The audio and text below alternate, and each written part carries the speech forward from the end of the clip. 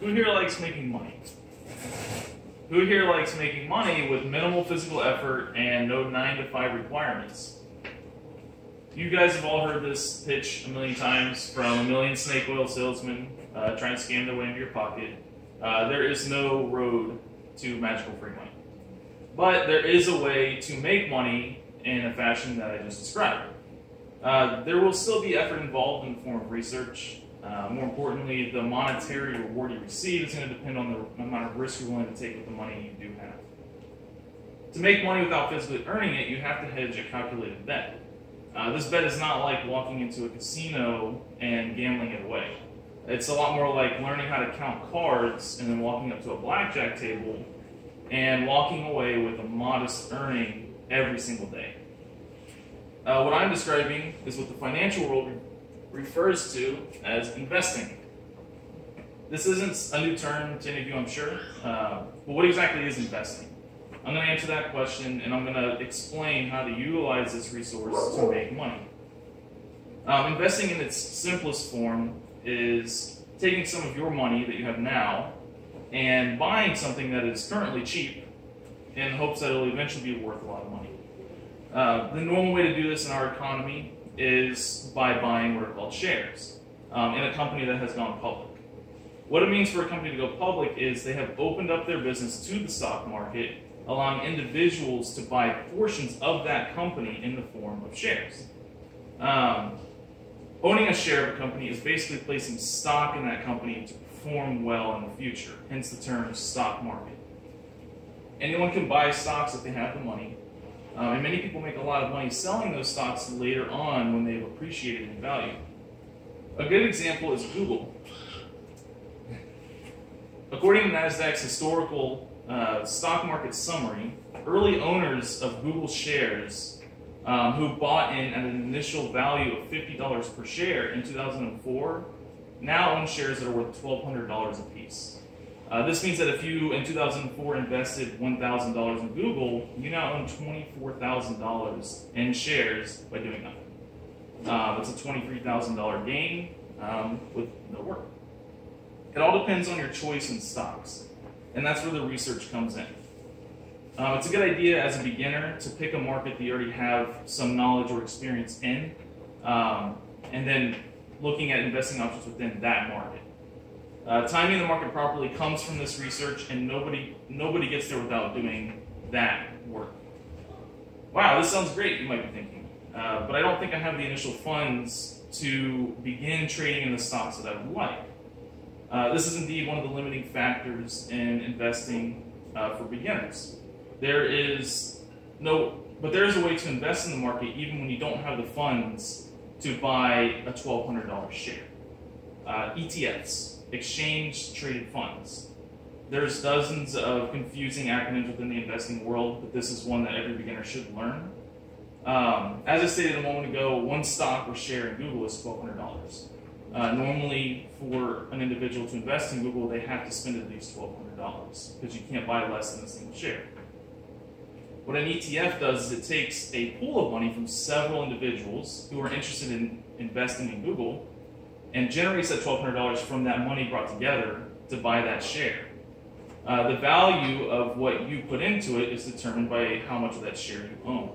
If you spend enough money to buy 20% of that share, then in the future you own 20% of whatever the value of that share becomes.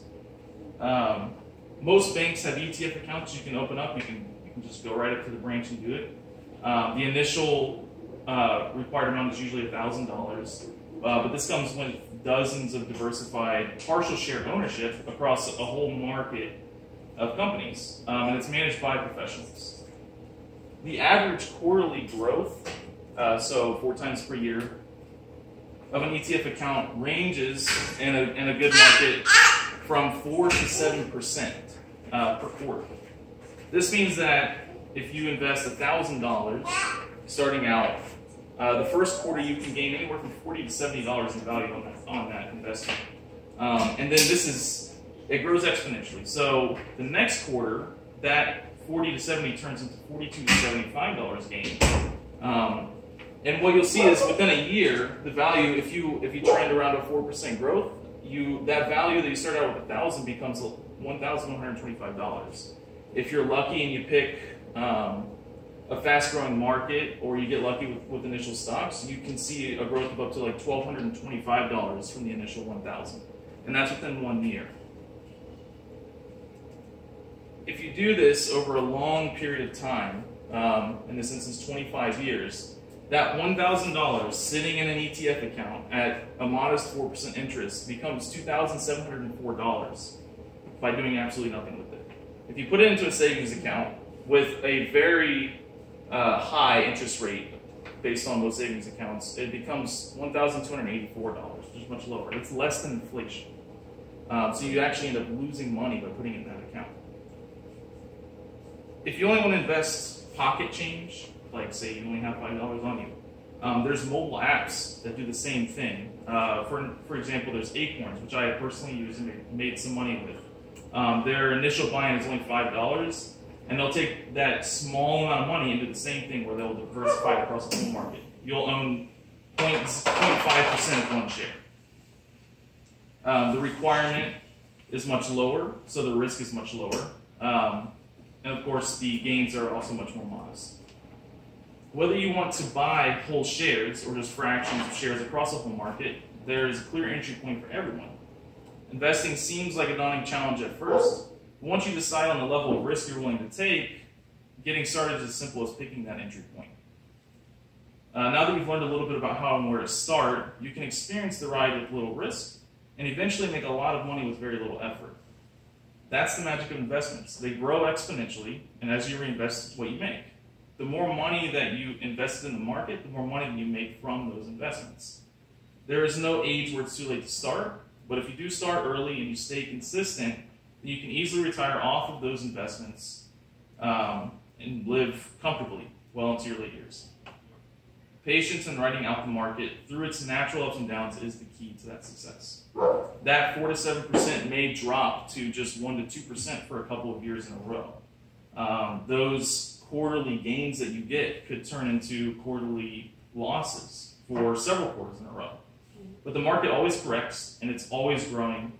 And with every small loss that you experience, there's a slightly larger gain. Riding that wave is the key to making money over a long period of time with investing.